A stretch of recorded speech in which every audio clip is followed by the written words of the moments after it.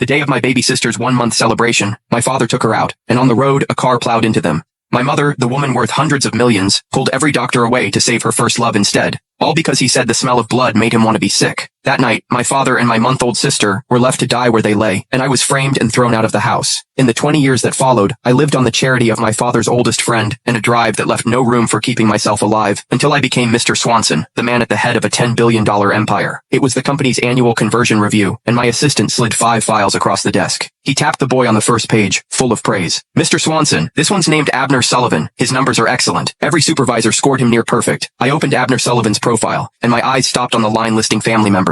Those 2 names. I could be burned to ash and still never forget them.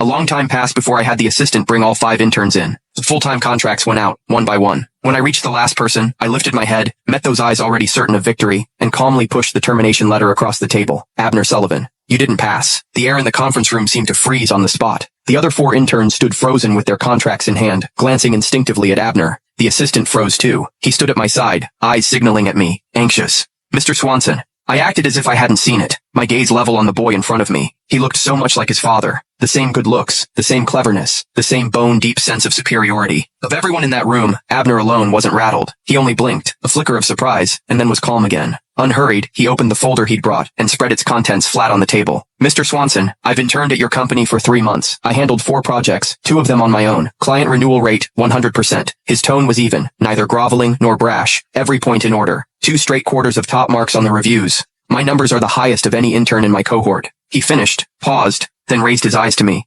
That puts me first out of everyone who started when I did. If you're cutting me, you owe me a reason. His chin tipped up slightly as he said it. No hurt in his eyes, only the held-down composure of someone who'd just been offended. It was the kind of nerve that came from the bone. The confidence and pride you only grow when the world has circled you since childhood, when home is happy and whole. I leaned back in my chair and looked at him and let a long silence run before I answered.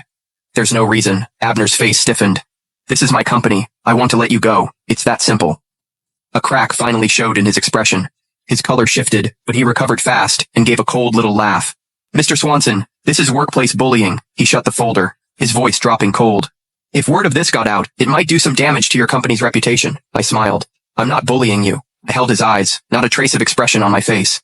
If this feels like bullying to you, maybe that's your problem. People who are actually good never think they're being targeted. Only the guilty do. That landed, and Abner's face changed completely. I'd finally gotten under his skin. That was when the assistant leaned in close, dropping his voice at my ear. Mr. Swanson, why don't you reconsider? This young man really did perform exceptionally during his internship, and the board ran a check on him. His mother runs the Sullivan Group. She's K. Sullivan. I raised a hand to cut him off and turned to Abner Sullivan. That's your mother, isn't she? He blinked, then lifted his chin, suddenly proud, as if the name itself made him worth more. So Mr. Swanson has heard of my mother. There was no hiding the confidence in his voice. Then you already understand. Keep me on, and someday, there could be a partnership between your company and the Sullivan Group. He said it easily, certain of himself. After all, 20 years on, the Sullivan Group was a long way from its glory days, but it still stood at a height ordinary companies could only stare up at. No need. His face froze. I don't want anything from the Sullivans. I held the resignation letter out to him. Now you can go. That broke him completely. His face went red, not from shame, but from fury. He'd been the golden child his whole life. No one had ever turned him down in public. Fine. He glared at me and snatched the letter off the desk. Mr. Swanson, I'll remember today. I hope you won't live to regret it. Once he was gone, I sent the other 4 interns out too. My assistant clearly hadn't caught up. He was still trying to talk me out of it. Mr. Swanson, why would you do this? The Sullivan Group is past its prime, sure, but a wounded giant still outweighs everyone else. Firing the Sullivan heir in front of everyone, that's not a smart move. Are you finished? My voice was cold enough to shut his mouth in an instant. Go make me a copy of every project file Abner Sullivan touched during his internship. Bring it to my office. That afternoon, the assistant had barely set the files down when the office door was shoved open from the outside. I looked up. A man came striding in, contempt in every step. His suit was bespoke, the watch on his wrist worth a downtown apartment. Bill James. 20 years gone, and he'd done well for himself. You're the one who runs this company? He sat down across from me and tossed his Maybach key onto the desk like he owned the room. Who told you that you could fire my son? I ignored him, took my time picking up the cup on my desk, and poured myself some tea. Mr. James, still as loud as ever. Looks like the years have been kind to you. That stopped him. He stared at my face for several seconds, never placing where he'd seen me before. He didn't remember me at all. 20 years ago, I was nothing but a scrawny 6-year-old, thrown out of that house on a single word from him. Now I ran a corporation worth billions. There was no way he'd recognize me. He assumed I only knew him because he'd married into the Sullivan family. Since you know who I am, let's skip the games. His voice was unhurried, layered with the casual arrogance of a man used to being waited on. Abner is my son. Having him work at your company is an honor for you, but a man of his caliber is wasted as a regular employee. Put him straight into a management position. I smiled a little. Is he worth Worthy of one? His expression shifted. What did you say? I set down the cup and looked at him, letting each word land. I said, he isn't worthy. He shot to his feet, his face white with rage. Listen here, Swanson. Don't push your luck. My son working at your company is doing you a favor. Do you have any idea how many partnership deals the Sullivans close in a single year? One word from my wife, and your company walks away with enough to set you up for life.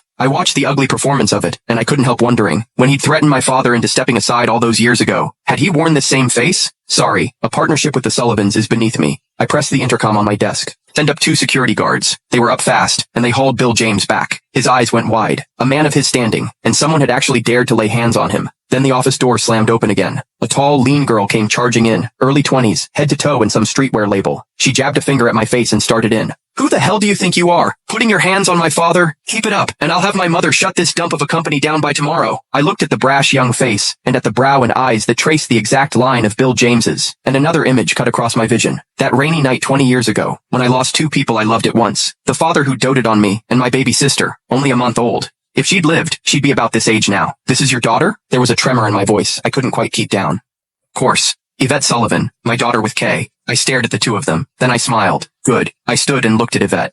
Go home and tell your mother. I'd love to see how she plans to deal with me. The guards had them out the door soon enough. I sat back down, picked up the glass of water gone cold, and drained it in one go. This was only the beginning. I knew that. After they were gone, I gave my assistant another task. Pull everything on Yvette Sullivan. The more detail, the better. The file came quickly. Yvette Sullivan, 21, college senior, currently interning at the city TV station. The TV station. What were the odds? I looked at the file, hesitated a long while, then made the call anyway. It was answered fast. Bass?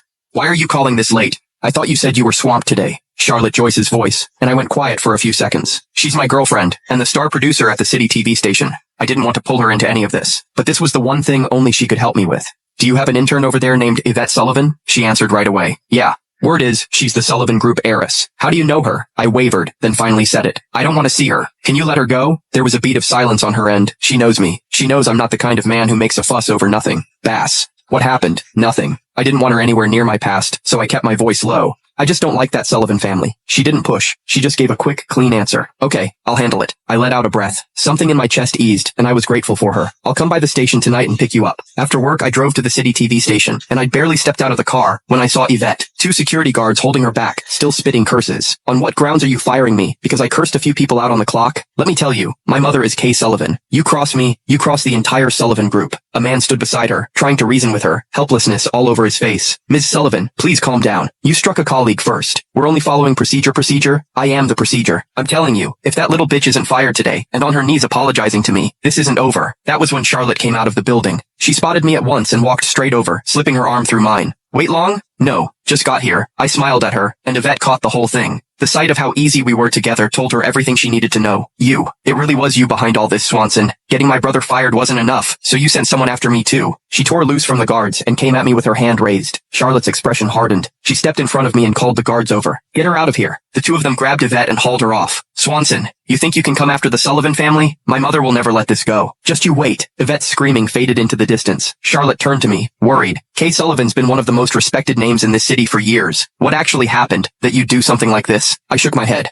I didn't want to get into it. That night, I got a call from a number I didn't know, and a voice I did. Kay Sullivan. 20 years. The voice landed before I was ready for it, and something in me clenched, sharp and against my will, the way an old wound does when you forget and then remember. So you're the Swanson who runs Bedrock Technologies? On the other end, there was a thread of condescension in her tone, like she was sizing me up. That's me. Who gave you the nerve to go after my children? I let out a short, cold laugh, and didn't spare her. Ms. Sullivan, I think you've got this backwards. The Sullivan Group these days has already been pushed out by the market. Bedrock's in another league. Why would I waste my time targeting a failure? You. That tipped her over the edge. In all her life, she'd probably never had someone half her age provoke her like that. A cold laugh came down the line. Fine. Very good. Young and reckless. No idea who you're dealing with. You think Bedrock is so untouchable? Let's see how many days you last. I'll be waiting. I said it flatly and hung up. Kay moved fast. By early the next morning, my assistant came rushing in, phone in hand, his face grim. Mr. Swanson, you need to see this. Number 3 on the trending list. In plain sight. Bedrock Technologies. President leads a sordid private life. I scrolled down. A handful of paid accounts had posted long write-ups, saying a man barely past 20 doesn't land a president's chair without a backer. Then came post after post, all of it hinting that our core tech didn't hold up, that the whole company ran on marketing and tricked the market. Mr. Swanson, several of our partners have already called asking about it. His voice was shaking. If we don't get ahead of this, they may pull their investments. Before I could answer, there was a knock at the office door. An assistant from PR hurried in with a laptop. It's bad, Mr. Swanson. Abner Sullivan's posted a video online too. I took it and looked. In the video, Abner sat in front of the camera in a sharp suit, walking through the project reports he'd done during his internship one by one. These are all the projects I completed during my internship at Bedrock Technologies. Every one of them was my own work. I had the top performance numbers of my intern class, and yet Mr. Swanson fired me in front of everyone, with no reason at all. He paused, his eyes going faintly red. It was only later that I found out 2 of the female interns had been in private contact with Mr. Swanson.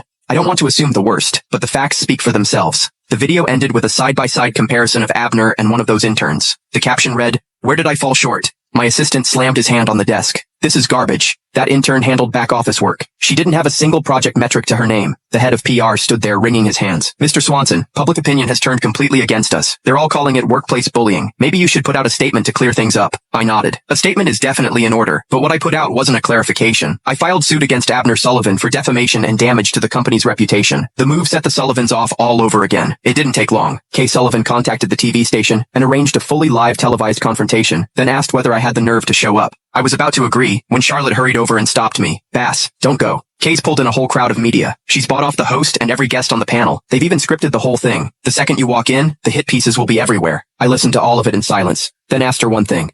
"Can you get me control room access for the broadcast?" She nodded without thinking. "That part's doable, but then that's enough." I sent Kay a single message. "I'll be there." I set the phone down, walked into the bathroom, and looked at myself in the mirror. The man looking back wore a dark gray suit, standing perfectly straight. 20 years. From the night my father died to this moment, I had been waiting for this broadcast. I spoke softly to my reflection.